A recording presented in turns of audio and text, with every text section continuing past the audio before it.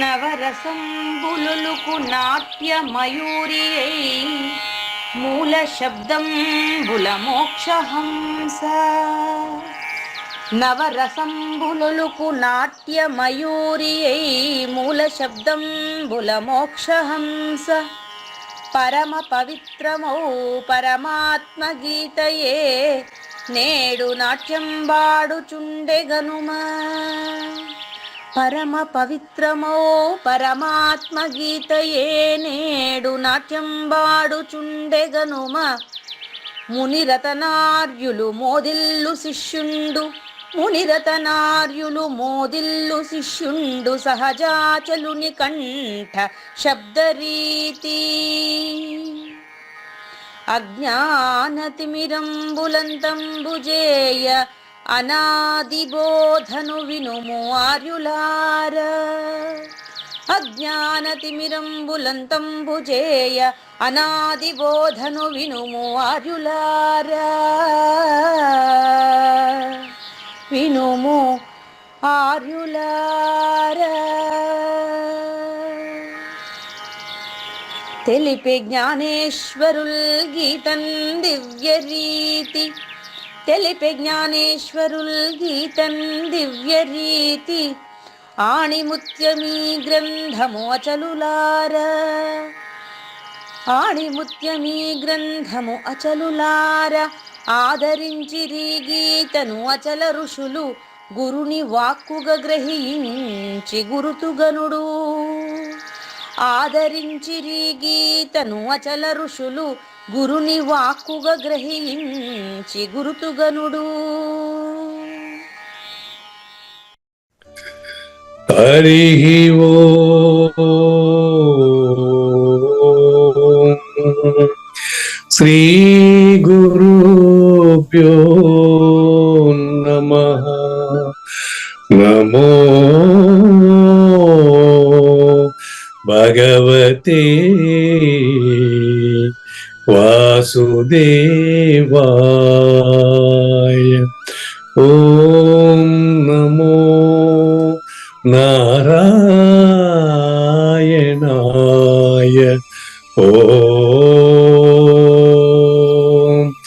నమః శివాయ.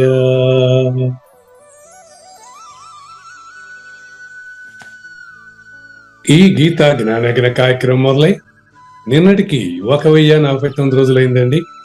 ఈ రోజు 1050 రోజు. ఈ గీతా జ్ఞాన యజ్ఞ కార్యక్రమం సంకల్పించి నిర్వహిస్తున్న శ్రీ విద్యాసాగర్ గురువు గారికి, శ్రీ వెంకటేశ్వర గురువు గారికి శ్రోతలందరి తరపున ధన్యవాదాలు పోతున్నాను. ఈనాటి కార్యక్రమంలో పాల్గొన్న ఆత్మస్వరూపైన శ్రోతలందరికీ కైవల్యాసనం తరపున, అలాగే శ్రీ శివరామ దీక్షితుల వారి అచల యూట్యూబ్ ఛానల్ తరపున హృదయపూర్వక స్వాగతం, వందనాలు. గురుదేవులు సహజాచల రాజయోగి శ్రీ పూజారి వెంకటేశ్వర గురువు గారిని కార్యక్రమం ఆరంభించమని కోరుతున్నారండి. సర్వము గురువుమయము, సర్వము గురువుమయము. భవరోగ వైద్యుడతడని తెలియుము, సకల విద్యల నిలయము. దక్షిణామూర్తి అతడని తెలియుము.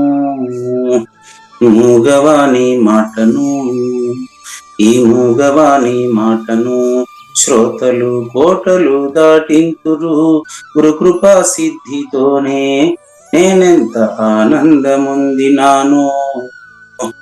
నిజయోగి శ్రీకృష్ణుడు నిజ భక్తుడైనట్టి అర్జునుండు.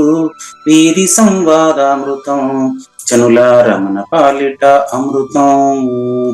వేదవ్యాసుడు దీనిని జనుల ఎద వికసించునట్లుగాను మహాభారతమందున వెలిగించే కోటి సూర్యుల వెలుగుతో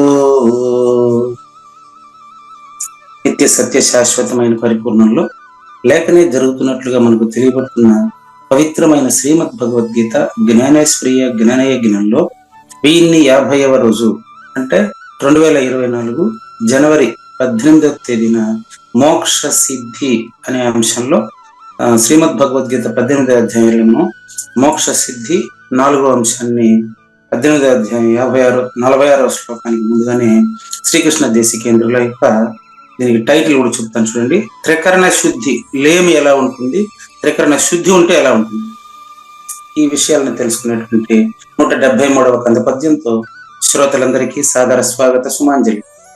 శ్రీ గురుభ్యో నమః. శ్రీమద్భాగవత కృష్ణదేశిక ప్రభువులు రచించిన 292 కందార్థ దరువులు సంపూర్ణంగా జ్ఞానయజ్ఞంలో రోజుకొకటి చొప్పున వ్యాఖ్యానించబడిన విషయం శ్రోతలకు విదితమే.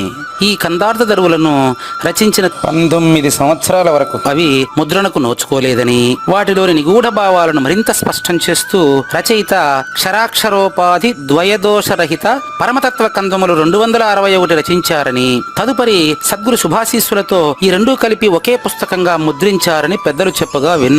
పుస్తకం ఇప్పుడు మన భక్తులతో చాలా మంది దగ్గర ఉంది. ఈ కందపద్యాలు భగవద్గీతకు ఉత్తర గీత వలె సద్గురు భక్తులకు కందార్థ దరువులలోని ఎన్నో సమస్యలకు సమాధానమై విలసిల్లుతోంది. ఎంతో ఉపయోగకరమైనటువంటి ఈ కందపద్యాలను రోజుకు ఒక్కొక్కటి చొప్పున వివరించాలని అడిగిన ప్రత్యక్ష శ్రోతల కోరిక మేరకు జ్ఞానయజ్ఞంలో శ్రీకృష్ణ పరమాత్మ సందేశానికి ముందే ప్రతిరోజు కృష్ణ ప్రభువుల దర్శనం మహద్భాగ్యంగా భావిస్తూ ముందుకు వెళదామా? మనసుననొకటి దల్చు వాక్కుననొక్కటి బలుకుచుండు కుటిలుడు మరి తనువుననొక్కటి చేయును విను వారికి బోధదల్ప విహితమటోయి. మనసున వాక్కున తనువున పనియొక్కటి జరుపును అట్టి భక్తునికి దయన్ వినిపించుము వినుమని ఈ ఘనబోధను వానికి అతుకగలదు ఉడుగకుమి. ఈ పరిపూర్ణ బోధ ఎవరికి చెప్పాలి, ఎవరికి చెప్పకూడదు అనేది ఇక్కడ తెలుస్తుంది. త్రికరణ శుద్ధి లేమి ఉండే వాళ్ళకు చెప్పొద్దు, చెప్పినా ఉపయోగం లేదు. అవును. త్రికరణ శుద్ధి కలిగిన వాళ్ళకి చెప్పకుండా ఉండకూడదు. మరి వాళ్ళంతా ఎక్కడ గుర్తుపెట్టుకునేదనే జ్ఞానయజ్ఞంలో కూర్చున్నా నేను. సభల్లో పోయి ఎక్కడంటే అక్కడ ప్రపంచం మీద వెతికినాం అనుకోండి, ఇప్పుడు సమాజంలో వెతికితే అంతా గురువులే కనిపిస్తారు కానీ నాకు శిష్యులు కనపడడం లేదు. ఎవరికి చెప్పాలని వాళ్ళకి నాకు ఒక ముక్క ఎక్కువ తెలిసి ఉండదు కాబట్టి నేను వాళ్ళకి చెప్పడానికి అన్ఫిట్ అనమాట. అదేనండి. త్రికర ఒక ముక్క ఎక్కువ తెలిసి ఉండదు అంటే ఒకటి తెలిసిన వాడి దగ్గర చెప్పొచ్చు, ఒకటి కంటే ఎక్కువ తెలిసిన వాడి దగ్గర నేనేం పోయని చెప్పింది వాడికి రెండోది ఉంటుంది. కనుక త్రికరణ శుద్ధి ఉండే వారికి మాత్రమే చెప్పాలండి. త్రికరణ శుద్ధి ఉండేవారు దొరుకుతారేమో ట్రై చేస్తున్నాను. మరి తెలుసుకునేది అట్లా వాళ్ళ నిజ రూపాలు అప్పుడు బోధ తర్వాత బయటపడుతున్నాయి. ఇక్కడే ఉంది కదా, త్రికరణ శుద్ధి ఉంటే తెలుసుకున్నావు సులభంగానే. అవును. త్రికరణ శుద్ధి ఉండే వాళ్ళకి చెప్పమన్నారండి. అవును. ఈ మధ్య కాంట్రవర్సీ వచ్చిన మనిషి త్రికరణ శుద్ధి లేని వాడికి మనం చెప్పటం అయిందిగా. అవును, త్రికరణ శుద్ధి. ఓహో, మీరు అట్టంటారా? ఇప్పుడు ధృతరాష్ట్రునికి భగవద్గీత చెప్పారు, అది చెప్పకూడదు. వినండి వినండి, అక్కడ దాని అర్థం అంతరార్థం మీరే నా దగ్గర చెప్పిస్తున్నారు. ఇప్పుడు భగవద్గీత ధృతరాష్ట్రునికి చెప్పకూడదు అని ఇక్కడ అంటున్నారని మీకు అనిపిస్తుంది కదా మనకు. కాదు కాదు కాదు, దాని అర్థం ఏంటంటే వినేటువంటి నేను త్రికరణ శుద్ధిగా ఉండాలని మీరు నా చేత చెప్పిస్తున్నారు. బాగా క్లియర్ పట్టుకోండి. భగవద్గీత త్రికరణ శుద్ధి లేని వారికి చెప్పకూడదు అన్నారు కదా ఇక్కడ కూడా. మరి దుర్యోధనుడికి ధృతరాష్ట్రునికి త్రికరణ శుద్ధి ఉందే? లేదు. ఎందుకు వాళ్ళకే చెప్పినారు? కానీ దుర్యోధనుడు చెప్పాడు కానీ ధృతరాష్ట్రుడు చెప్పారు కానీ దుర్యోధనుడు చెప్పలేదు కదా గురువు గారు. దుర్యోధనుడు కూడా కలిపే భగవద్గీత చెప్పిండేది. దుర్యోధనుడు శ్లోకాలు 9 ఉన్నాయి దాంట్లో. ఓహో, దుర్యోధనుడు శ్లోకాలు 9 ఉన్నాయి. ధృతరాష్ట్రుని కోసమే దుర్యోధనుడు కోసం వాళ్ళిద్దరు ఒకటే, త్రికరణ శుద్ధి లేని వాళ్ళే. సరే, ఇప్పుడు ఇంతకీ మీకు డౌట్, నాకు కొత్త డౌట్ తెచ్చిపెట్టారు మీరు. ఇప్పుడు అర్జునుడు చెప్పకుండా అదేదో దుర్యోధనుడు చెప్తేనే బాగుండేదేమో మరి భగవద్గీత. మళ్ళీ అట్ట కూడా కాదు, ఇంకొక మంచి సూక్తి చెప్పించారు. అర్జునుడికి చెప్పింది ఒకసారి సరిపోయింది, వాడికి ఒకేసారి చెప్తే. కానీ ధృతరాష్ట్రునికి చెప్తా ఉండేది ద్వాపర యుగం నుంచి కలియుగం చెప్తానే ఉంటారు. అంతేలేండి, గుర్తుపెట్టుకోండి. అది దీని అంతరార్థం ఏంటంటే, అర్జునుడికి భగవద్గీత యుద్ధ రంగంలో ఒకేసారి బోధించారు. అదే గురుగారు. దాన్ని బోధిస్తా ఉంటే ఇప్పుడు సమాజంలో నాలాంటి ధృతరాష్ట్రులంతా కూడా ఒక్కరు కూడా పట్టించుకోవడం లేదు అనేది ఇక్కడ మొదటి 173 సమాధానం. అది అర్థమైంది. అయితే ఎందుకు చెప్తానే ఉంటారు, మానలేం కదా, అట్లా చెప్తానే ఉంటారు. ఇందులో ఎవరికన్నా త్రికరణ శుద్ధి ఉండి వాళ్ళు ఏమన్నా పట్టుకుని కడతెరితే కడతెరని, లేకపోతే ధృతరాష్ట్రం తెలుసుకోకపోతే నాకు నష్టమే ఉండదు. అంతే. ఇప్పుడు మన దాంట్లో ప్రత్యక్ష శ్రోతలందరూ త్రికరణ శుద్ధిగా వినేవాళ్లే కదా. అవును, పరోక్ష శ్రోతల్లో కూడా వినేవాళ్ళు దండిగా ఉన్నారు. అవును. కాబట్టి ఇక్కడ అక్కడ అని కాకుండా ఎవరైతే త్రికరణ శుద్ధిగా ఉందో వాళ్ళకి అతుకుతుంది, మిగతా వాళ్ళకి అతకదు. అందరం త్రికరణ శుద్ధి ఏర్పాటు చేసుకోవాలనేది 2 పద్యాల్లో చెప్పే సారాంశం కూడా ఒక్కటే. అది శిష్యుడికైనా గురువుకైనా కూడా అది అప్లికబుల్ అవుతుంది. అటు తిప్పి త్రికరణ శుద్ధి మనం ఏర్పాటు చేసుకోవాలని మీరు నా దగ్గర చెప్పిస్తా ఉంటారు. నువ్వు చెప్పింది బాగుంది, చక్కగా ఉంది. ఇప్పుడు త్రికరణ శుద్ధి లేమి గురించి, త్రికరణ శుద్ధి ఉండేదాని గురించి మీరే చెప్పేశారు. మొదటి దానికి ధృతరాష్ట్రుని తీసుకోవచ్చు, రెండో దానికి అర్జునుడిని తీసుకోవచ్చు. ధృతరాష్ట్రులాగా వింటే కుదరదు, అర్జునుడి లాగా వింటే కుదరకుండా పోయే వీలు లేదు. అది క్లారిటీ. చూడండి, 173 అండి. మనసులో ఒకటి అనుకుంటాడు, మనస్సునని ఒకటి తెలుసు, వాక్కున ఒకటి పలుకుతాడు. కుటిలుడు, వీడి పేరు కుటిలుడు, అందుకని ఇది కుత్సిత శిష్య లక్షణం అని తర్వాత వస్తుంది రేపు. ఈ కుటిలుడు ఏం చేస్తారు, శరీరం ఇంకొకటి చేస్తాడు. దీనికి ఉదాహరణ మీకు ధృతరాష్ట్రుని తీసుకుని వస్తాం. మనసులో ఒకటి అనుకొని నోటితో ఒకటి మాట్లాడి చేతి ఇంకొకటి చేస్తాడు. అవును, ఈ ఉదాహరణ మాత్రం చేస్తాను, మళ్ళీ దాని వెనకాల పోకూడదు. మీరు ఉదాహరణ చెప్పి ముందుకు వస్తారు. గుర్తుపెట్టుకోండి, త్రికరణ శుద్ధి లేకపోతే వాడి పరిస్థితి ఎట్లా ఉంటుందో చెప్పేది. ఉదాహరణ మాత్రం చెప్తున్నాను, మళ్ళీ వాడి మనసులో ఉండదు అని అడగబాగా. అట్లాగే ధృతరాష్ట్రుడు యుద్ధం అంతా అయిపోయిన తర్వాత శ్రీకృష్ణుడు వస్తాడు. శ్రీకృష్ణుడు, భీముడు, వీళ్ళంతా పాండవులు శ్రీకృష్ణుడు బతికారు కదా. అవును. వీళ్ళంతా వచ్చినప్పుడు ధృతరాష్ట్రుడు శ్రీకృష్ణుడితో ఇలా మాట్లాడతాడు. నాయన వచ్చినాడు, ఎవరెవరు వచ్చిండారు, భీముడు వచ్చినాడు, నేను వచ్చినాను, యుద్ధంలో బతికిన వాళ్ళంతా మీ దగ్గరకు వచ్చిన ఆశీర్వాదం కోసం అంటాడు. వాడు మనసులో ఏముంది, శత్రుత్వం ఉంది. అవును, ధృతరాష్ట్రుడి మనసులో నా కొడుకుల్ని చంపేసి వీళ్ళు నా దగ్గరనే ఆ విషయం చెప్పేదానికి వస్తున్నారా అనే మనసులో ఉంది. మనస్సునని ఒక్కటి తెలుసు, మనసులో శత్రుత్వం ఉంది. అవును. వాక్కునని ఒకటి పలుకు, నోటితో ఏం మాట్లాడుతున్నాడు తెలుసా, నాయన సరే జరిగిపోయింది, భీముడు అంటే నాకు చాలా ఇష్టం. మరి భీముడు అంత గొప్ప బలవంతుడు, అన్ని ప్రతిజ్ఞలు చేసిన తర్వాత నా కొడుకు ఆ విధంగా యుద్ధానికి పోయి ఉండకూడదు, నా కొడుకుదే తప్పు. ఇప్పుడు నా కొడుకైనా భీముడైనా నాకు ఒకటేను, రానాయన నేను కౌగిలించుకుంటాను అని భీముడిని ఆప్యాయతగా కౌగిలించుకుంటాను అని ప్రేమగా పిలుస్తాడు నోటితో మాత్రం. అవును, భీముడు నిజమేనేమో, భీముడు పెదనాయన పిలుస్తున్నాడు నన్ను కౌగిలించుకునేదానికి, నన్ను నా మీద ప్రేమ చూపించేదానికి అని భీముడు ముందుకు పోతా అన్నాడు. అవును, ఆయన త్రికరణ శుద్ధిగా పిలిచాడు అనుకొని లే వెనకాల కాళ్ళ పట్టుకొని శ్రీకృష్ణుడు అన్నిట దూరంగా లాగి, గుడ్డోడు కదా ధృతరాష్ట్రుడు, కనపడదు కదా ఎట్ట. అవును అవును. ఒరే నాయన ఆడు పిలుస్తా ఉండేది నువ్వు అంటే, ఇప్పుడు ఈ అంతరంగం వచ్చి ఈయనకి తెలుసు, కృష్ణుడికి తెలుసు, మనకు తెలీదు. అవును గురుగారు. ఈయన మనసులో ఒకటి శత్రుత్వం పెట్టుకొని పైకి ప్రేమ నటిస్తున్నాడు. నాయన ఎర్రి పాప నువ్వు పోయి ఆయన కౌగిట్లో చిక్కుకోవద్దు, సస్తావరా నాయన, దూరంగా రా అనేటువంటి బోధ తెలిసేటట్టుగా కాలర పట్టుకొని భీముని వెనక్కి లాగేసి ఒక విగ్రహాన్ని ఇస్తాడంట, వెండి విగ్రహాన్ని కౌగిలించుకోమని.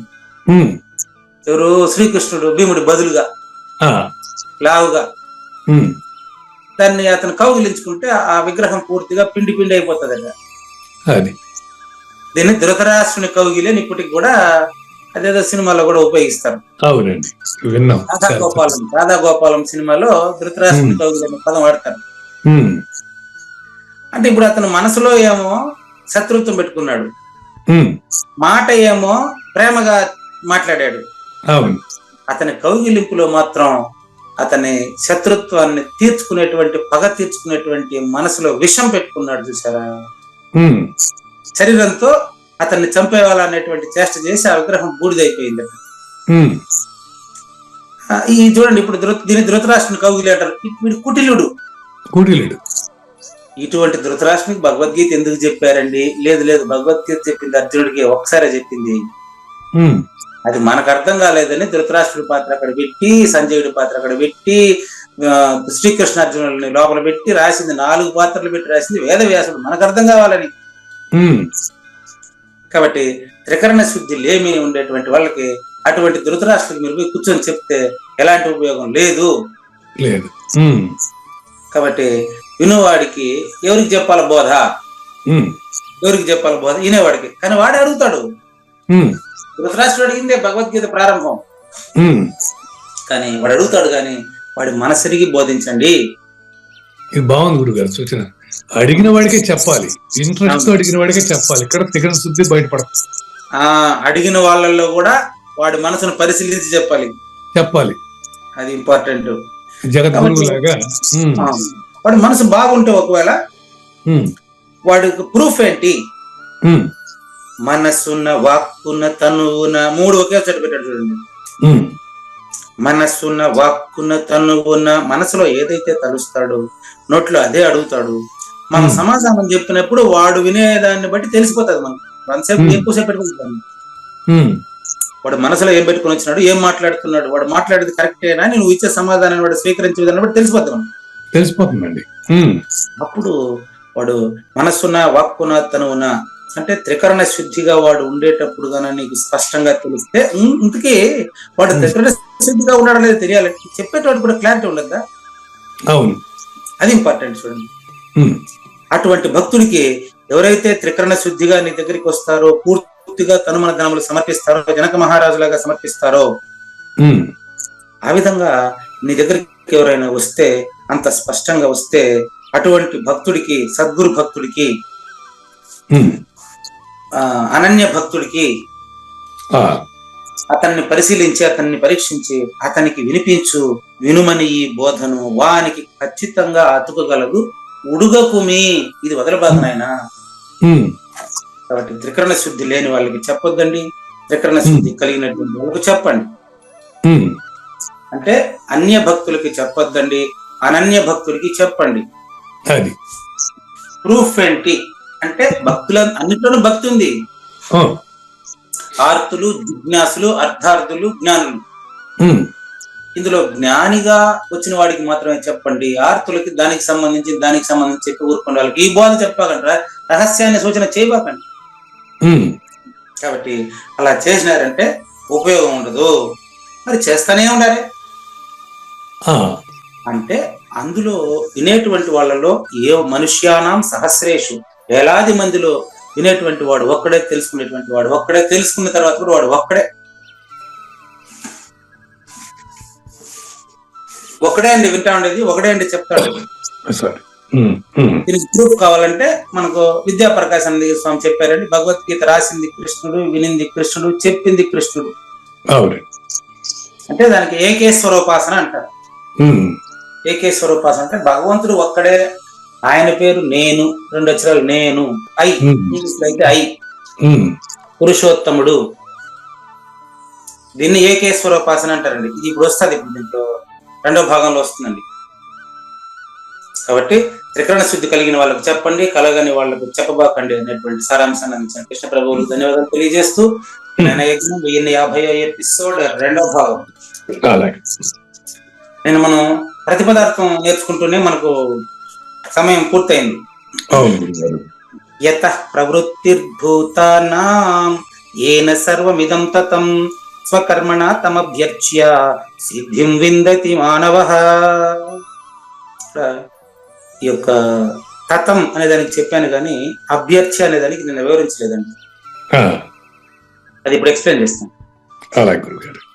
చూడండి, మళ్ళీ గుర్తుపెట్టుకోండి, అదే చెప్తున్నా, ఏ పరిపూర్ణము నుంచి అయితే ఈ సృష్టి అంతా వచ్చినట్టు తెలుస్తా ఉందో, బాగా గమనించండి, ఏ పరిపూర్ణము నుండి అయితే ఈ సృష్టి అంతా వచ్చినట్టు తెలుస్తా ఉందో అని చెప్పాను, వచ్చిందని చెప్పలేదండి. మళ్ళీ గుర్తు చేస్తున్నా, సృష్టి అంతా వచ్చినట్టు తెలుస్తా ఉండేది ద్వంద్వానికి, అబద్ధపు గుర్తుకేనండి. ఓకే, తెలుస్తా ఉన్నది ఎవరికి? ఏమండి, తెలుస్తా ఉన్నది ఎవరికి? అబద్ధపు గుర్తుకేనండి. గురుగారు, అది మోక్ష సిద్ధి 4వ ఎపిసోడ్. ఇది మోక్ష సిద్ధి అనే టాపిక్ లో 4వ ఎపిసోడ్.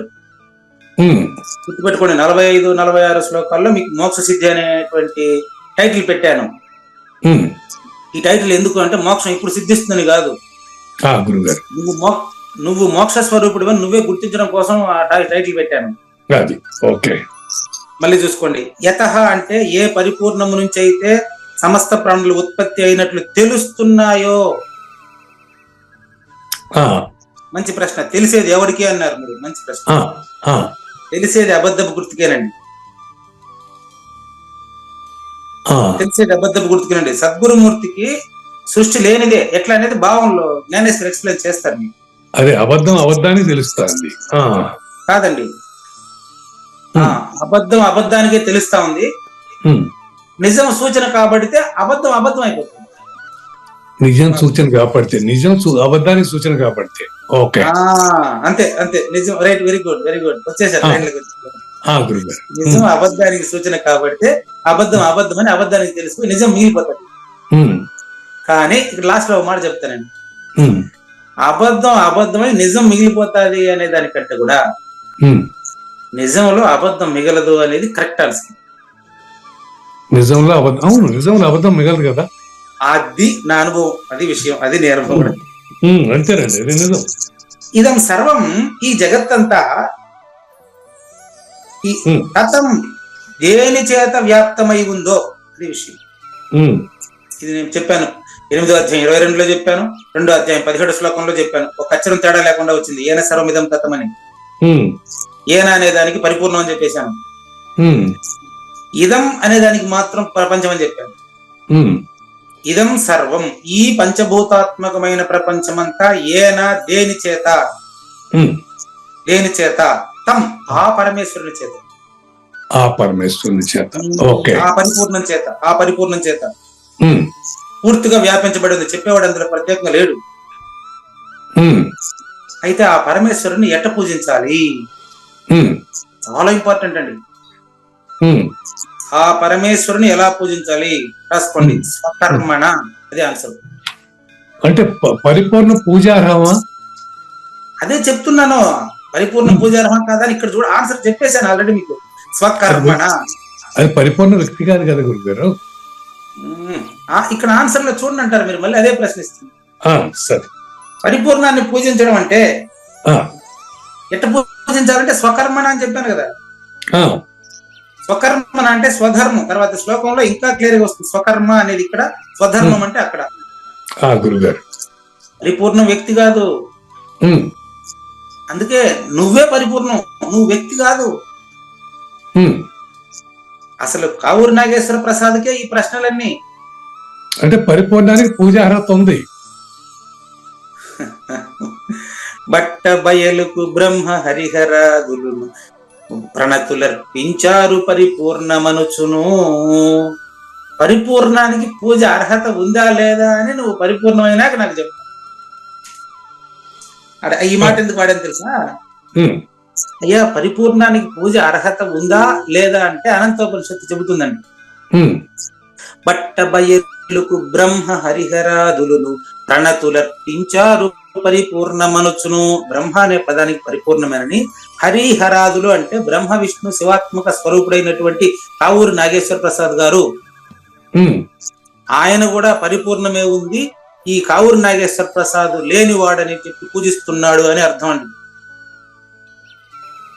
పూజార్హమైన గురువుని లేని పూజార్హత లేని శిష్యుడు పూజిస్తున్నాడు. అదే అర్హత ఉండడం లేకపోవడం అనేది రెండు కూడా మన దృష్టి అంతే. అర్హత ఉందా లేదా అని ప్రశ్నించినప్పుడు పరిపూర్ణాన్ని పూజించేదానికి ఒకటికి ఇందాక చెప్పినట్టు ధృతరాష్ట్రుడికి ఒక రకంగా, అర్జునుడికి ఒక రకంగా చెప్పలే బోధ, అందరికి ఒకటే. ఇప్పుడు శివరామ దీక్షితుల వారిని పూజించేవారు వాడు ఉన్నట్టా లేనట్ట? శివరామ దీక్షితుల వారు ఒకరు, పూజించేవారు ఒకరు, మళ్ళీ మీరు ఒకరు, ముగ్గురు లేరు. పరిపూర్ణముని పూజించడం ఎట్లా అని చెప్తున్నాను. ఆ పూజించే విధానంలో మీరు లేదని మీకే తెలిసిపోతుంది. అది మీరు అది ముందుకెళ్ళనివ్వట్లేదు. పరిపూర్ణం ఎట్టుంది, పరిపూర్ణం ఎట్టుంది అంటే మీరు బోధ క్రమంలో మీరు కనపడకుండా పోవాలా. అట్లాగే మీరు పరిపూర్ణుడై మిగలాలా. నెక్స్ట్ ఒప్పుకోను, మళ్ళీ నేను చెప్తాను. మీరు పరిపూర్ణుడై మిగలాలా అనే దానికంటే పరిపూర్ణంలో మీరు మిగలకూడదు. పరిపూర్ణంలో నేను మిగలకూడదు. అది ఇట్లండి. పరిపూర్ణంలో నేను మిగలకూడదు అంటే పరిపూర్ణాన్ని శివరామ దీక్షితులను పూజించకూడదు. శివరామ దీక్షలు తనిగా నువ్వు తనిగా లేవయ్యా. శివరామ దీక్షితులు వేరు, మీరు వేరు అని అనుకునేది నాగేశ్వర ప్రసాద్, మీరు కాదు. ఓకే, పూజా విధానంతో దండనగా మరి పూజా విధానం అంతా కూడా అది తెలుసుకోవడం కోసమే తప్ప అది తెలుసుకున్న తర్వాత పూజ లేదు. లాస్ట్ లో మీకు చెప్తారు కదండి, సప్తకోటి మహామంత్ర చిత్త విభ్రమకారక, పూజించేవాడు లేకపోయినాడే. నీకు నేను వస్త్రం కట్టాలా అంటే నువ్వు ములుగు చెందనికి సంది లేకుండా ఉండే, నీకు వస్త్రం ఎట్టగట్టేది? వస్త్రం సమర్పయామి చెప్తాను. మీకు పూజలో బోధ ఉంది. ఒక ఏదైనా పూజ జరిగేటప్పుడు కన్నా మీరు ఫస్ట్ నుంచి లాస్ట్ వరకు ఆ పూజలో అంతరార్థాన్ని ఎక్కడైనా వ్యాఖ్యానం చేసుకుని వింటే అప్పుడు తెలిసిపోతుంది, మీకే తెలిసిపోతుంది. ఇక్కడ భగవంతుడు లేడు, నేను ఉన్నానన్నటువంటి సూర్యస్తంలో తప్పండి. భగవంతుడు ఉన్నాడు, భగవంతుడిలో మాట్లాడేవాడు లేడు. పూజిద్దామంటే మీరు లేరు, మరి నేను ఉన్నది ఎవరు? అట్లని పూజ మానకూడదు. అది మీరు అదే ముందుకెళ్తే మీకు కనిపిస్తుంది. మీరు మిగలరు అని చెప్తున్నా నేను. పరిపూర్ణుడుగా మీరు మిగులుతారు, వ్యక్తిగా మీరు మిగలరు. అట్లా గురుగారు మీకు బ్రహ్మ హరిహరాదులు అని చెప్పా అంటే బ్రహ్మ విష్ణు మహేశ్వరులు ముగ్గురు కూడా పరిపూర్ణాన్ని పూజిస్తున్నారని సూచన చేశారు. దాని అర్థం ఏంటి తెలుసా? సృష్టి స్థితి లయములు నీది. 25వది అంతేనండి. 25వాడు 26ను చూసి 25 లేమిని తెలుసుకోవాలి అంటే మీరు పూజించేవాడు ఇంకొకడు ముగ్గురు ఎత్తుకుని వస్తున్నాడు. కాబట్టి బాగా గమనించండి, పూజ జరిగేటువంటి పూజల్లో లేకనే పూజించే విధానం తెలియాలి అంటే పూజా విధానాన్ని తెలుసుకోవాలి. అందుకని కృష్ణ ప్రభువులు ప్రత్యేకంగా రాశారు, దాన్ని ఇంకా డెవలప్ చేసి పంచదేశ దుర్గానంద స్వాములు రాశారు. పూజా విధానంలో ఒక వ్యక్తిని, ఒక సద్గురుమాత దంపతులను కూర్చోబెట్టి పూజ చేసేటప్పుడు కానీ ఆ పూజలో ఉండే పరమార్థం తెలిస్తే చుట్టుపక్కల వాళ్ళందరూ పరిపూర్ణ బోధకు పరుగులెత్తి రావాలి. ఈ రోజు పరిపూర్ణ బోధ పూజా విధానం తర్వాత వీళ్ళు నెత్తిని చేయబెట్టడం, ఈ డబ్బులు వసూలు చేయడం కార్యక్రమాలను చూసి చాలా మంది సమాజంలో విమర్శిస్తున్నారు తప్ప ఎవరు ఇంకా ఆదరించడం లేదు అచల సిద్ధాంతాన్ని. అట్లా వెళ్ళిపోతా ఉంది. కాబట్టి మీరు అట్లా అడుగుతున్నారు, మీదేం తప్పులేదు. సమాజంలో ఇప్పుడు పూజ అంటే మిమ్మల్ని పిలిచినారంటే అక్కడ ఎంత ఎక్కువ మందిని పిలిస్తే, నేను అమ్మగారు చెప్పారు, సరోజిని అమ్మగారు కూడా ఫోన్ చేసి, ఆశ్రమం అంటే కొంతమంది పోయి 2 రోజులు ఉండి ఏదైనా డబ్బు సంపాదించుకొని పనికి వస్తుంది అనుకొని కొంతమంది అనుకుంటున్నారు. పూజకు పోతే అందరిని ఎక్కువ మందిని పిలిస్తే ఎక్కువ డబ్బులు వస్తాయని కొంతమంది అనుకుంటున్నారు. కాబట్టి పూజా విధానాలు అర్థం తెలియకుండా పోతాము. పూజ అంటే పునర్జన్మ లేకుండా చేసుకునేది మాత్రమే పూజ అండి. పునర్జన్మ లేకుండా చేసుకునేది మాత్రమే పూజ అండి. దానికి ఆయుధం చెప్తున్నానండి. పూజలతోనే కాలం గడిపితే వాడు బాగుపడలేడు.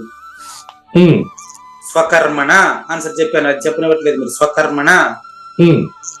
స్వకర్మణ తం అభ్యర్చ్య, ఆ పరమేశ్వరుని పూజించాలంటే ఎట్ట పూజించాలనో చెప్తాను మీకు. చెప్పండి. మీరు డిస్టర్బ్ చేస్తే పర్వాలేదు కానీ టాపిక్ డైవర్ట్ చేస్తేనే ఇబ్బంది. అభ్యర్చ్య పూజించి, ఎట్ట పూజించమంటావు, దానికి ఏమేమి వస్తువులు కావాలి అని మీరు అడగచ్చు. చూసుకోండి, స్వకర్మణ అది వస్తువు. అది స్వకర్మణ. స్వకర్మ స్వకర్మణ అంటే అర్థం చెప్తాను. చాకలి ఉన్నాడు, అతని బట్టలనే పవిత్రంగా భావించాలి, మురికి బట్టనే పవిత్రంగా భావించాలి. అతనికి బువ్వ పెట్టేది అదే కదండి. అంతేనండి, అంతే. గమనించండి, ఒక చాకలి వాడు తన ఉతికేటువంటి బట్టను పవిత్రంగా భావించాలి. ఒక మంగలి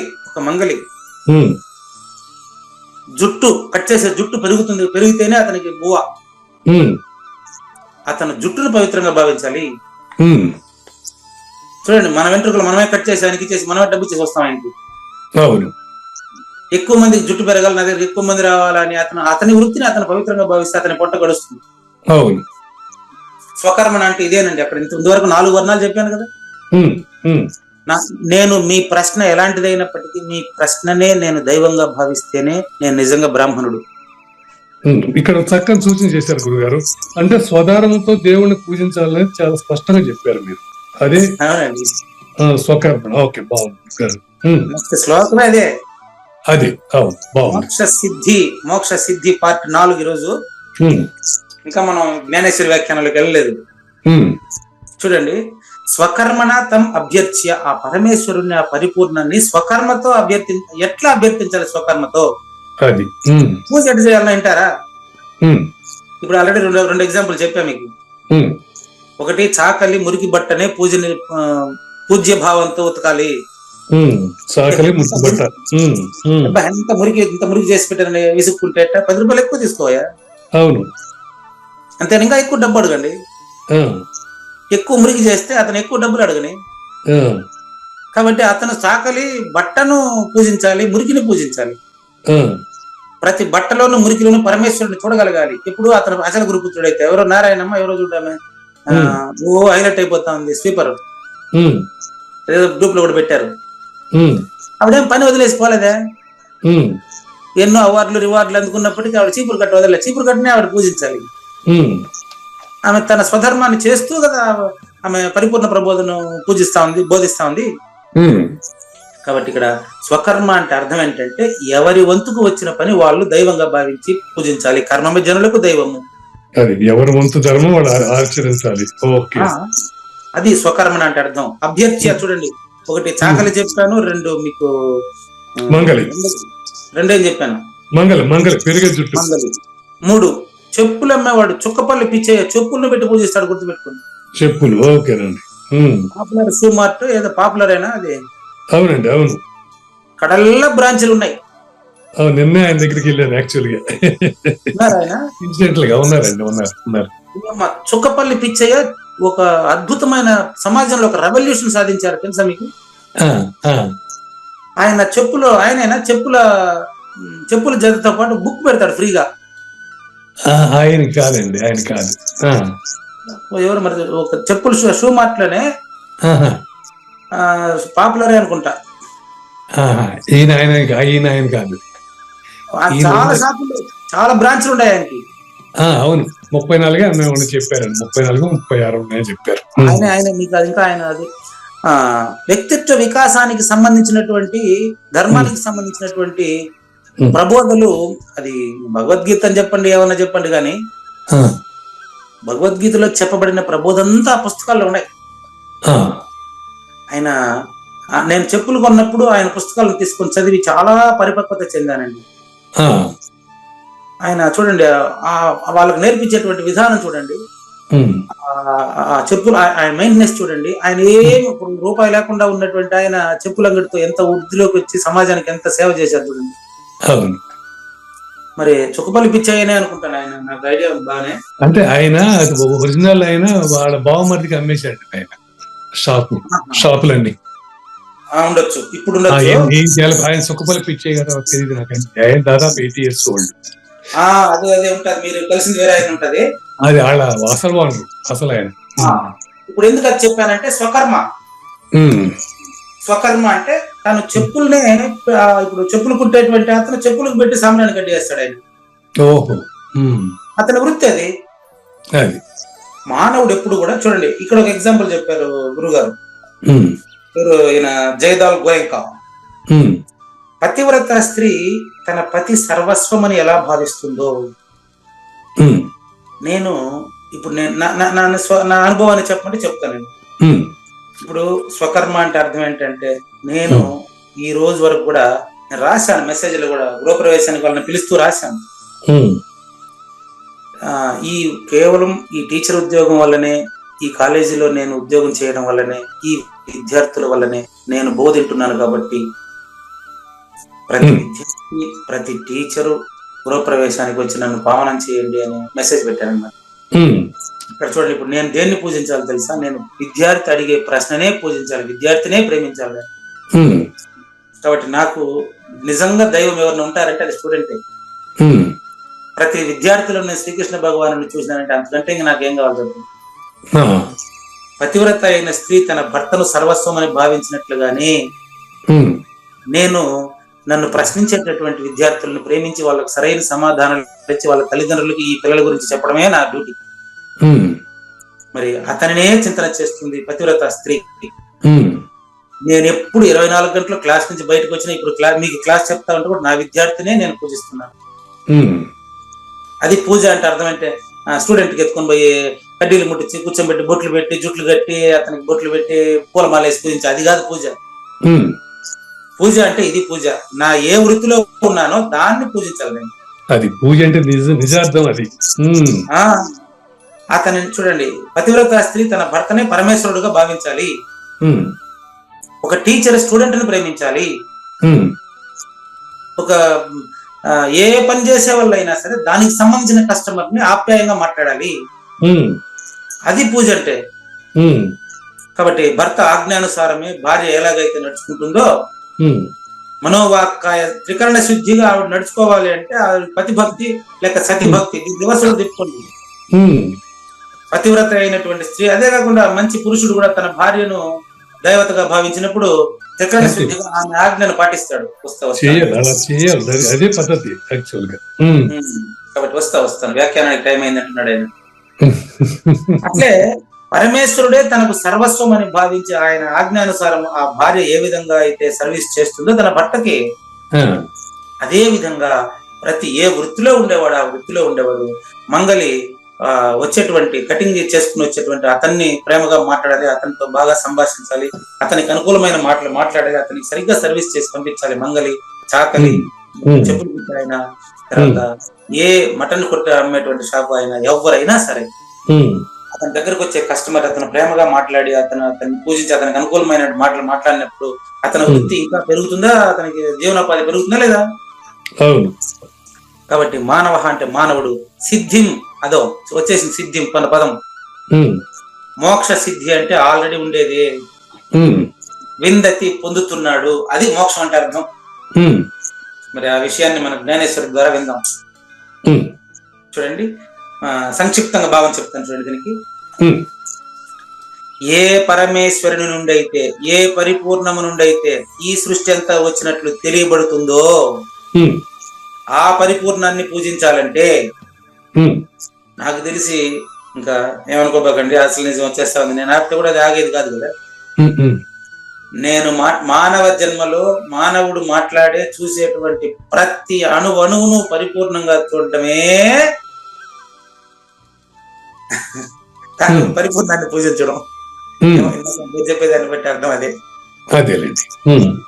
నాతో మాట్లాడేటువంటి ప్రతి ఒక్కరిని కొడుక, కూతుర, లేకపోతే తల్లి, తండ్రి, గురువ, ఏదైనా పెట్టుకోండి, అందరినీ పరిపూర్ణులుగా చూసేటువంటి దృష్టి కోణం మారిందంటే ఇంకా పూజ తనిగా పూజించబడేవాడు తనిగా ఉన్నాడు.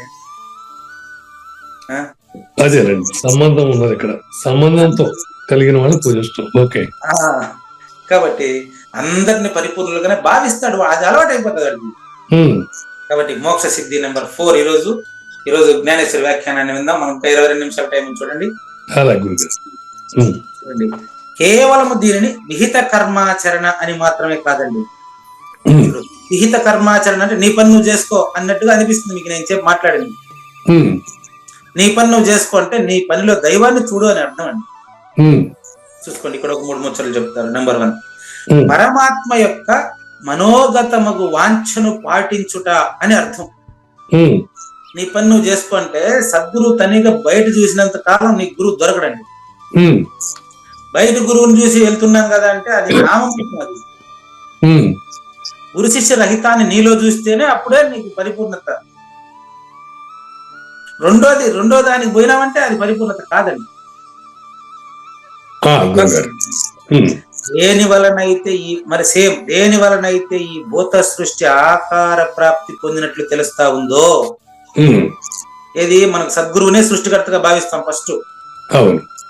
అట్లా ఎవడు ఈ మాయారూపి యొక్క గుడ్డ పీలికల్ని జోడించి జీవరూపి యొక్క గుడ్డ బొమ్మల్ని తయారు చేసి మరియు త్రిగుణములతో నేయబడిన అహంకార రూపి యొక్క దారముతో దానిని ఆడించునో, సమిష్టి అండి, సమిష్టి కర్తవ్యుడు వీడే కనిపిస్తాడు మనకు. సమిష్టి కర్తే కనిపిస్తాడు మనకు, ఎప్పుడు కూడా పరిపూర్ణం కనపడదండి. ఎందుకంటే పరిపూర్ణం నువ్వే కాబట్టి. రెండైనా చూడండి, భూత సృష్టి ఆకార ప్రాప్తి నొందింది. ఈ భూత సృష్టి 24 భూత సృష్టి ఆకార ప్రాప్తి పొందింది 24 అండి. ఈ మాయారూపి గుడ్డ పీలికల్ని జోడించి 84 లక్షల గుడ్డ పీలికల్లాగా ఆడిస్తా ఉండేది. ఆడుతా ఉండేది ప్రకృతి, ఆడించేవాడు పురుషుడు అండి. ఇది 2 చెప్పింది. బాగా గమనించండి, ఆడుతా ఉండేది ప్రకృతి, ఆడించేవాడు పురుషుడు. ఈ జంట ద్వయం, ఇది ద్వయం. అట్టి సర్వంతర్యామి ఈశ్వరుడు సృష్టికర్త. మీరు ఆ స్థితికి ముందు ఎదగాలి. 24 నుంచి 25వ స్థితికి ముందు ఎదగాలి నేను. మరి ఆ విహిత కర్మాచరణ అనే పుష్పాలతో ఆ సద్గురువును పూజిస్తే, శివరామ దీక్షితులు తనిగా, మేక నిర్భయానంద స్వామి తనిగా కాదండి. మీరు చెప్పిన మాటలన్నిటికీ ఇక్కడ సమాధానాలు చెప్పేసుకుంటూ వచ్చేస్తాం. మేక నిర్భయానంద స్వామినే సృష్టికర్తగా భావించి ఆయన్ను పరిపూర్ణుడుగా మీరు కొలిచేంత వరకు పూజ కొనసాగుతుంది. మరి ఆయన్ని పరిపూర్ణుడుగా కొలిచినప్పుడు శిష్యుడు గురువు తండ్రిగా తెలియబడతారు. ఇందాక మీరు చెప్పిన దాన్ని బట్టి అతనికి అపారమైన సంతోషం కలిగించారనుకోండి మేక నిర్భయానందులకు. ఇట్లాంటి పూజ వలన ఆ పరమాత్మ సంతుష్టుడైతే, అంటే సద్గురువు హృదయంలో స్థానం సంపాదించినవంటే, సద్గురు హృదయంలో స్థానం సంపాదిస్తే ఆయన వచ్చి నీ హృదయంలో ఉంటాడు. ఇదంతా బోధ కోసమే, గమనించండి.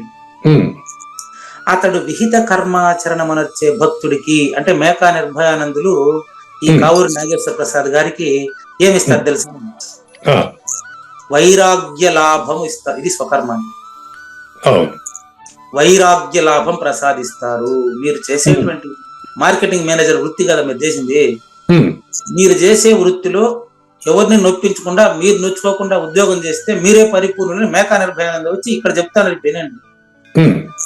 జస్ట్ ఎగ్జాంపుల్ అండి.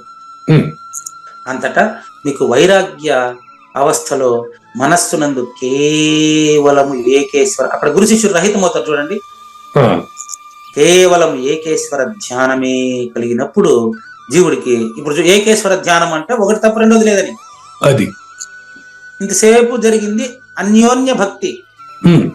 ఇద్దరిని గురించి చెప్పాను మీకు. భూత సృష్టి దేని వలన పొందింది? ఆకారాలను ఆడించేటువంటి వాడేవాడు. ఆ 2 చెప్పాను ఇప్పుడు. అది ఆకారాలను ఆడించేవాడు. బాగుందండి. ఆట ఆడించేవాడు. ఈ 2 నువ్వేనని తెలిసిపోతే, ఆ నువ్వు ఇంతసేపు మాట్లాడినటువంటి వింటున్నటువంటి నువ్వు ప్రత్యేకంగా లేవు అని ములుగుచ్చేదానికి సందు లేకుండా ఉండే పరిపూర్ణతను నీ గురుమూర్తి నీకు సూచన చేస్తే అప్పుడు మీరు ఇద్దరు ఉంటారా? ఇద్దరు లేరు, ఒకరుండారని చెప్పరు. మీరు నిన్న మొన్న చేసిన సూచనలు నాకు అంతే. ఇప్పుడు భూత సృష్టి ఎవరు, ఆకాలను ఆడించేవాడు ఎవరు అన్నప్పుడు, అది నేనే అన్నప్పుడు ఇంకా గురువు ఇంకా ఎక్కడి నుంచి వస్తాడు? అప్పుడు అదే చెప్పేది. గురు శిష్యులు ఐక్యమై రహితం అవుతారు చూడు. రహితం అవుతారు. ఒక్క నిమిషం అవుతారు. ఇంక 2 లైన్లు లాగండి, 2 లైన్లు లేనండి. అవుతారు. ఇక్కడ అవుతారా అంటే మీలోనే జరుగుతుంది ఆ నిర్ణయం చూడండి. అప్పుడు మీకు ఇప్పుడు మీరు చెప్పిన నిర్ణయంలో ఈ విశ్వం అంతా కూడా, నేను అక్కడ ఉండేదే చదువుతున్నానండి. అప్పుడు మీకు ఈ విశ్వం అంతా ఎట తెలుస్తుంది తెలుసా? వమనము చేసిన పదార్థము వలె. ఇంతకంటే వైరాగ్యం ఉండదు. వమనం అంటే ఏంటి? వామిటింగ్. ఎక్కడి నుంచి వచ్చింది? అంతేదా? ఎక్కడి నుంచి వచ్చింది అంటే వాంతి చేసినోడు తనిగా తెలుస్తుంది కదా, తెలుస్తుంది. అన్ని శూన్యంలోనే కదయ్యా. ఓహో, బాగుంది సూచన. ఆహా, శూన్యము నుంచి వాంతి చేసిందే ప్రకృతి అండి. అది వాంతి చేశారంటే అది మలినం, అందుకే బయటకు వచ్చింది. సరే, బయటకు వచ్చింది, లోపలికి పోయిందా మళ్ళీ? ఎందుకు చెప్పాల్సి వచ్చిందంటే, శూన్యము నుంచి వాంతి చేసిన ప్రకృతి శూన్యం బయటకు పోయేస్తాడా? ఏదో బలి ఉంది సూచన, చూడండి. కన్ఫ్యూజ్ గా ఉంది సార్ గురువు గారు. అవునా, మీకు కన్ఫ్యూజన్ గా ఉంది? నాకు చాలా క్లారిటీగా ఉందండి, చూపిస్తాను. నాకు క్లారిటీ ఉండేటప్పుడు మీకు కన్ఫ్యూజన్ పోవడం సులభం కదా. చూసుకోండి, శూన్యము నుంచి వాంతి చేసినటువంటి ప్రకృతి అని చెప్పాను కదా. అంటే శూన్యమే సర్వంగా అబద్ధపు గుర్తు వలన తెలియబడుతుంది అని అర్థం అండి. మళ్ళొకసారి చెప్పండి గురుగారు. అర్థం కాకపోతే కాలేదని 10 సార్లు అయినా చెప్పండి, మీకు అర్థమైనంత వరకు చెప్తా. శూన్యము, ఇప్పుడు పుట్టగొడుగు భూమి వాంతి చేసుకునింది. అవును, క్లియర్ గా ఉందా? అవును, పుట్టగొడుగుని భూమి వాంతి చేసింది. 84 లక్షల జీవరాశులను కూడా భూమి వాంతి చేసింది. అంతేనా? అంతే, ఓకే, బాగుంది. అట్టేరండి, భూమి ఎక్కడుంది? నీళ్ళలో ఉంది. నీళ్ళు ఎక్కడుంది? అగ్నిలో ఉంది. అగ్ని ఎక్కడుంది? గాలిలో ఉంది. అవును. గాలి ఎక్కడుంది? ఆకాశంలో ఉంది. అవును. ఆకాశం అంటే అర్థం ఏంటి? శూన్యం, లేనిది. శూన్యము అంటే లేనిది. Very good. అవకాశం ఇచ్చేది. అంటే అవకాశం ఇచ్చిందే ఆ వస్తువు దాంట్లోనే ఉంది. అది అవకాశం ఇచ్చింది లేనిది సమాషా. అంటే ఇప్పుడు మాట్లాడేటువంటి వాళ్ళు లేని వాళ్ళు కదా, ఎందులో లేని వాళ్ళు అది పరిపూర్ణం అయినా అది నువ్వు. ఇప్పుడు మనకి ఇల్లు, ఇంట్లో ఉండడానికి అవకాశం ఇచ్చింది, అంత మాత్రాన్ని ఇల్లు లేదనగలమా? ఇల్లు నాగేశ్వర ప్రసాద్కి ఉంది, ఆకాశానికి ఉందా? ఇల్లు ఉండండి, మంచి విషయం. అట్టే రండి, మీకు అర్థమైనంత వరకు అడుగుతూ ఉండండి, పర్వాలేదు. ఇల్లు, నాగేశ్వర ప్రసాద్, ఈ రెండు కూడా ఆకాశంలోనే తెలియబడుతున్నాయి. ఇది 24 అండి, మరుపు అజ్ఞానం అండి. ఇప్పుడు మీరు ఆకాశం స్వరూపుడు అవ్వాలంటే ఏం చేయాలి అంటే, మీరు ఆకాశం కావాలంటే అర్థం ఏంటంటే, ఇల్లు, నాగేశ్వర ప్రసాద్, ఆకాశం, ఈ మూడు వేరు వేరేనా ఒకటేనా? వేరు వేరు అంటానికి కాదండి, వేరు వేరే. వేరు వేరు అనేటోడు అజ్ఞానం. ఎందుకంటే ఇల్లు వేరు, ఆకాశం వేరు, నాగేశ్వర ప్రసాద్ వేరు. ఈ మూడు ఎందులో ఉన్నాయి చెప్పండి? ఆకాశంలో ఉంది. అలాంటప్పుడు వేరెట్టయింది? అవును. ఇప్పుడు చెప్పండి. ఇంకా ఇప్పుడు కూడా ఒప్పుకోబాకండి మీరు. ఇంకో ఉదాహరణ చెప్తా. పేపర్లు, అట్ట, పుస్తకం, ఈ మూడు వేరు వేరా? లేదు. ఒక పేజీ చింపినా పుస్తకం చింపినట్టే, పుస్తకంతో చింపినా పుస్తకం చింపినట్టే. అవును. భూమి అంతా సునామీ వచ్చి లేక సృష్టి ప్రళయంలో భూమి నీటికి, నీరు అగ్నికి, అగ్ని గాలికి లయమయ్యి అన్ని పోయినప్పుడు ఉండేది కూడా ఆకాశం శూన్యమే. పుస్తకాన్ని కాల్చినప్పటికీ అదేమి నశించదు, శూన్యంలో ఉంటది. అవును. ఇల్లు, నాగేశ్వర ప్రసాద్, ఆకాశం, మూడుగా చెప్పేది ఒక ఆకాశమేనా? ఇంక వేరేదైనా ఉందా చెప్పండి? ఆకాశంలో ఉన్నది ఏదైనా ఆకాశం కింద లెక్కే. మరి అలాంటప్పుడు మీరు 25వ వాడు అన్నప్పుడు ఒక ఆకాశమే కదా అవుతారు. మరి పరిపూర్ణత తోచే ఎరుక కూడా పరిపూర్ణం అవుతుందిగా? కాదు, ఎట్టవుతుంది? మరి ఆకాశంలో తోచినటువంటి ఇల్లు ఆకాశమైనప్పుడు పరిపూర్ణత తోచిన ఎరుక పరిపూర్ణం అవుతుంది గురుగారు.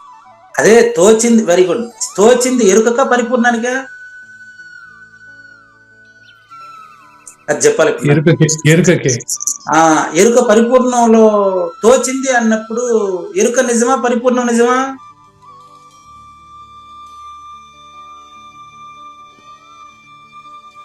పరిపూర్ణ నిజం అంటారా? పరిపూర్ణ నిజం. ఓకే. నేనని మీరే అన్నారు, మీరే అన్నారు.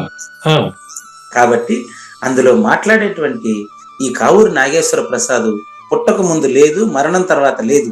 ఈ పూజారి వెంకటేశం గాని పుట్టక ముందు లేదు, మరణం తర్వాత లేదు, రెండిట్లో లేదనే వస్తుంది. అంటే పరిపూర్ణ అవకాశం ఇచ్చేదని అర్థం. కాదు కాదు కాదు, పరిపూర్ణంలో ఎరుక మిగలదు, ఎరుక లేదు అని అర్థం. ఒక రకంగా ఏంది మళ్ళీ, ఒక రకంగా ఎందుకు? పరిపూర్ణంలో ఎరుక లేదు. మీకు ఉదాహరణ ఇక్కడే చెప్తున్నాను కదా స్పష్టంగా. మీకు గాఢ నిద్రలో మీరున్నట్టు మీకు తెలుసా? లేదు. అప్పుడుండే పరిపూర్ణం ఇప్పుడు లేదా? కాదు గురుగారు, చిన్న సందేహం. మా గురువు గారు ఉన్న అభయాంధ్ర స్వామి వారు, ఇప్పుడు ఆ మహానుభావుడు పరిపూర్ణుడు, ఆయనలో తోసే ఎరుకను నేను ఏ రకంగా భావించాలి? మా మేకానర్భయానంద కాదు పరిపూర్ణుడు. ఆయనలో తోచే ఎరుకను నేను ఏ రకంగా భావించాలి? చెప్తాను. ఆయన కాదు పరిపూర్ణుడు. ఆయన పరిపూర్ణుడు కాదు, నేను పరిపూర్ణుడు కాదు, నువ్వు పరిపూర్ణుడు కాదు.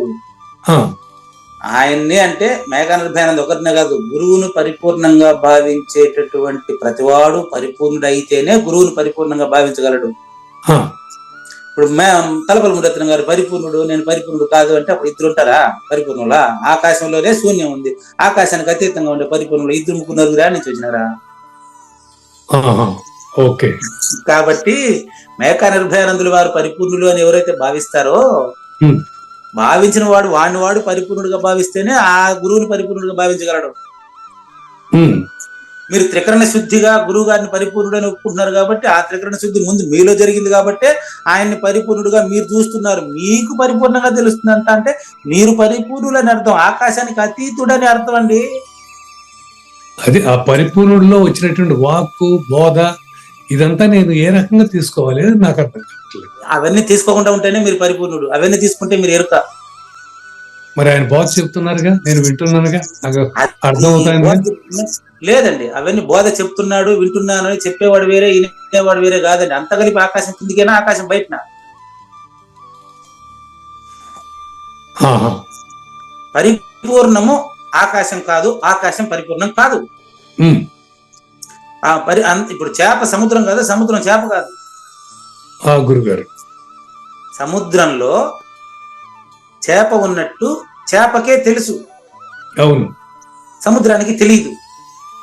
సముద్రానికి తెలియదు అట్టని చెప్పి దానికి తెలివి లేదు అనకూడదు.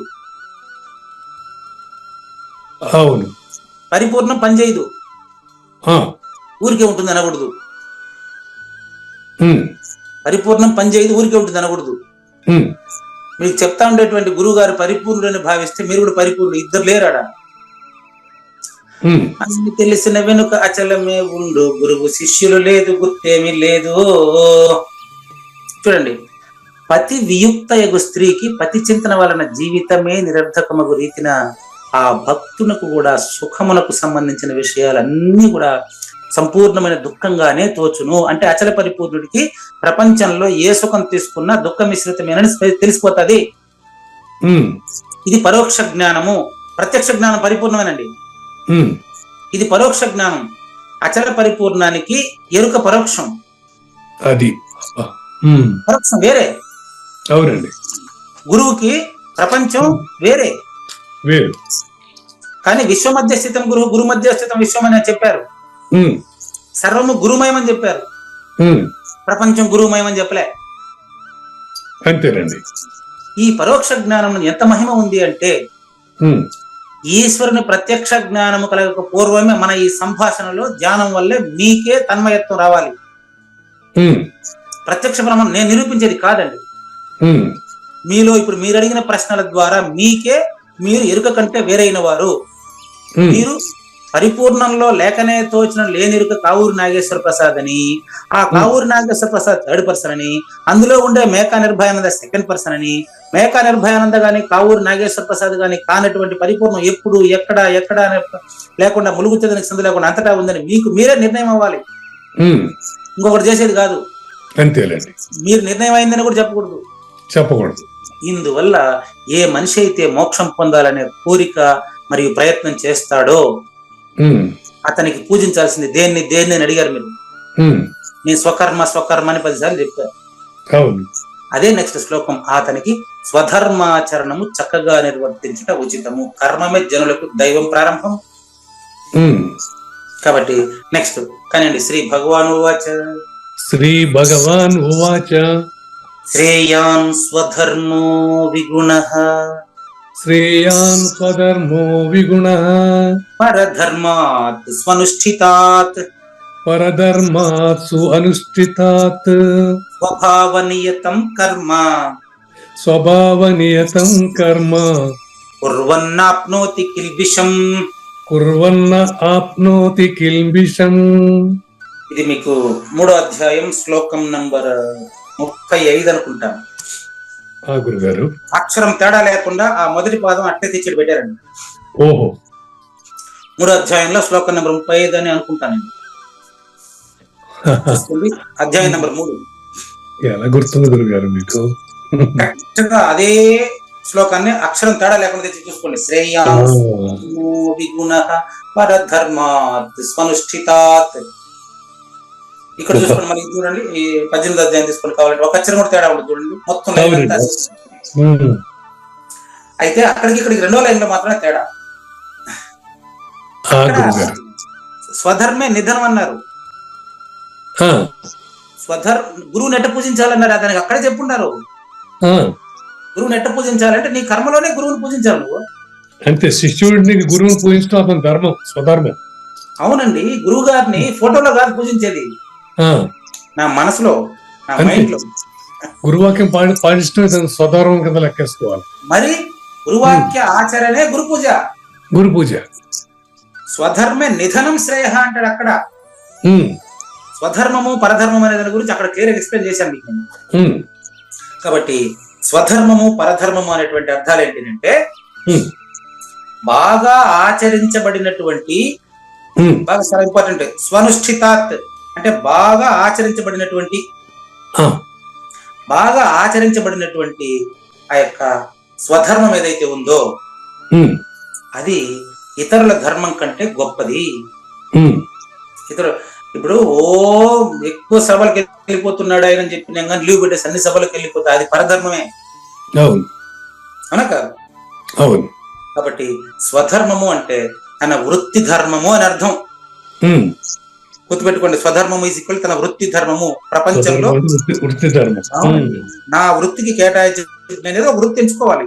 అంతే, పూజకి స్వధర్మం దేవుని పూజిస్తాం. ఓకే, స్వధర్మం నా పనే జనులకు దైవం అండి. కాబట్టి బాగా సరిగ్గా త్రికరణ శుద్ధిగా ఆచరించేటటువంటి స్వధర్మం పరధర్మం కంటే మేలైంది. కాబట్టి స్వధర్మే నిధనం అన్నారు అక్కడ. ఇక్కడ అటు కాదు, స్వభావ నియతం కర్మ అన్నాడు. అంటే స్వభావ నియతం అంటే బ్రాహ్మణుడు, క్షత్రియుడు, వైశ్యుడు, శూద్రుడు, ఈ 4 కదా చెప్పారు అక్కడ. ఎవరి వృత్తిని వారు చక్కగా పాటించడమే శూద్రుడు బ్రాహ్మణుడుగా మారుటకు, శూద్రుడు బ్రాహ్మణుడుగా పిలువబడుటకు, శూద్రుడు బ్రాహ్మణుడుగా అపరోక్షం చెందుటకు సరైన దారి. కాబట్టి బాగా చూడండి, ఎదుటివాడి ధర్మాన్ని ఆచరించడం కంటే నా ధర్మాన్ని ఆచరించడం మేలు. అవును, దానివల్ల ఎటువంటి పాపము అంటదు. నా ధర్మం నాకు చక్కగా తెలుస్తుంది, ఎదుటివాడి ధర్మం మనకు తెలియదు కదా గురువు గారు.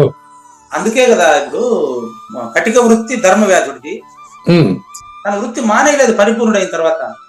అవును, పైగా విశ్వామిత్రుడు వచ్చి ఆయన దగ్గర నేర్చుకున్నాడు. ఇప్పుడు ఒకటి వృత్తి ఒకటి చేయలేడు కదా గురువు గారు.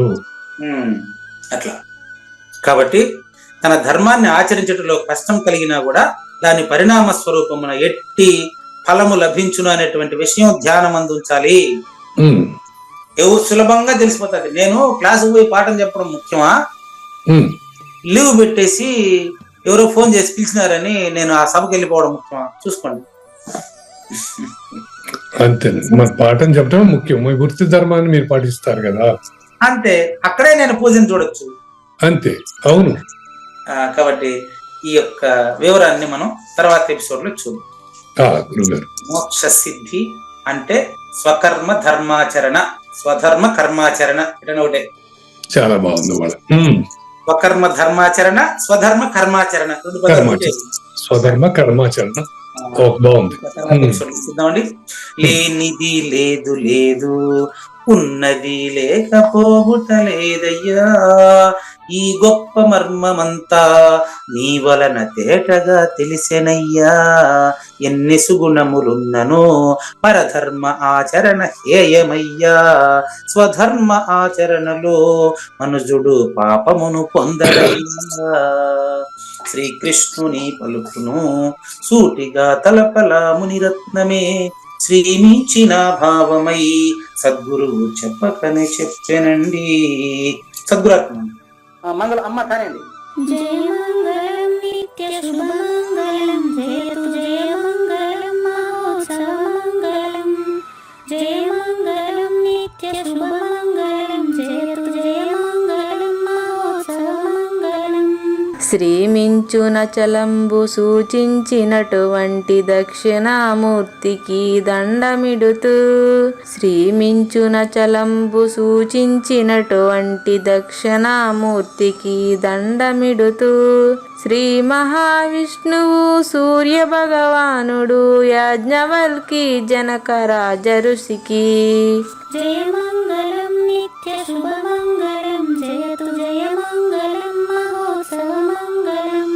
అయం వ్యర్థ బాహ్య కోపిన భవతి అనే సుఖయోగి సాంది పరుసుల వరుస అయం వ్యర్థ బాహ్య కోపిన భవతి అనే సుఖయోగి సాంది పరుసుల వరుస దీనినే శ్రీకృష్ణ పరమాత్మ వద్దనే ఎరిగరిగిన ఉద్ధవార్జునులకు జయ మంగళం నిత్య శుభమంగళం జయతు జయ మంగళం మహోత్సవ మంగళం.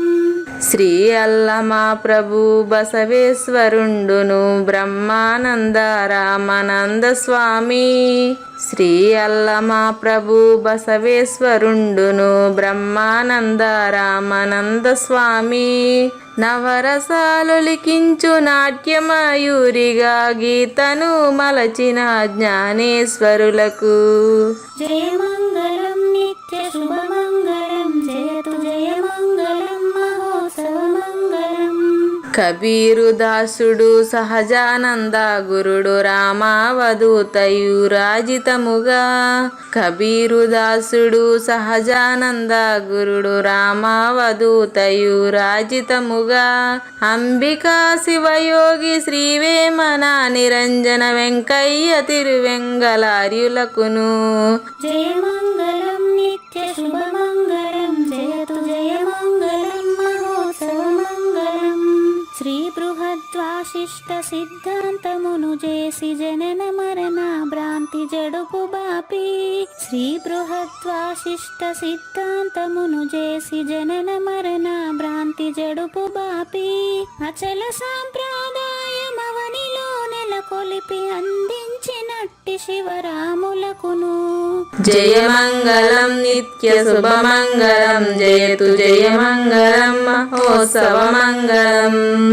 మెప్పైన బోధల తిప్పలు బాపిన అప్పయ్య మంత్రియు అచల గురులు మెప్పైన బోధల తిప్పలు బాపిన అప్పయ్య మంత్రియు అచల గురులు పరశురామ సీతారామ స్వామి ప్రభులు నరసింహయోగి గురువర్యులకును జయ మంగళం నిత్య శుభమంగళం జయతు జయ మంగళం మహోత్సవ మంగళం. కంద కందార్థముల నందించి బృందముకు రంది పాపిన కృష్ణ ప్రభువునకును కంద కందార్థముల నందించి బృందముకు రంది బాపిన కృష్ణ ప్రభువునకును పలుకులా కందనిది పరబయలు ఇది అని పలికిన ఫీల్కాన లక్ష్మణునకు జయ మంగళం నిత్య శుభమంగళం జయతు జయ మంగళం మహోత్సవ మంగళం. ఫీల్కాన లక్ష్మణుల ప్రియ శిష్యవర్యుండు అవధూతయని పేరావనియందు ఫీల్కాన లక్ష్మణుల ప్రియ శిష్యవర్యుండు అవధూతయని పేరావనియందు పాఠాలు నేర్పించి పీఠాలు ఏర్పరచి శంఖబాపిన వెంకటేశ్వర వధూతకు జయ మంగళం నిత్య శుభమంగళం జయతు జయ మంగళం మహోత్సవ మంగళం. బట్టబయలున ఎరుక పుట్టనే లేదని బాలాజీ సింగు ఈ కీలు తెలిపే బట్టబయలున ఎరుక పుట్టనే లేదని బాలాజీ సింగు ఈ కీలు తెలిపే మూలమూలేనట్టు ఎరుకేమి లేదని తెలియజెప్పిన మునిరత్నమార్యులకును జయమంగళం నిత్యశుభమంగళం జయతు జయమంగళం మహోత్సవమంగళం. నరస్వప్నము వంటి సురస్వప్నమిది అని పరిపూర్ణ దర్శినిని ప్రకటపరచి, నరస్వప్నము వంటి సురస్వప్నమిది అని పరిపూర్ణ దర్శినిని ప్రకటపరచి, సహజాచల రాజయోగి సద్గురు కృపచే సాంప్రదాయక గురుల సరసన జేరే. జయమంగళం నిత్యశుభమంగళం జయతు జయమంగళం మహోత్సవమంగళం.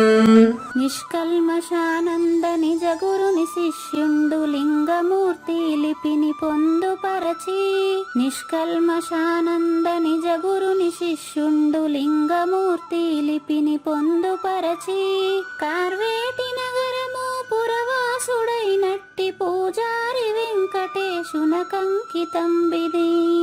జయమంగళం నిత్యశుభమంగళం జయతు జయమంగళం మహోత్సవమంగళం. జయమంగళం నిత్యశుభమంగళం జయతు జయమంగళం మహోత్సవమంగళం. జై సద్గురు ప్రభు మహారాజ్ కి జై. జై గురుదేవ్ అండి. శ్రోతలందరి తరపున వెంకటేశ్వర గురువు గారు ధన్యవాదాలు చెప్తూ శాంతి మంత్రం.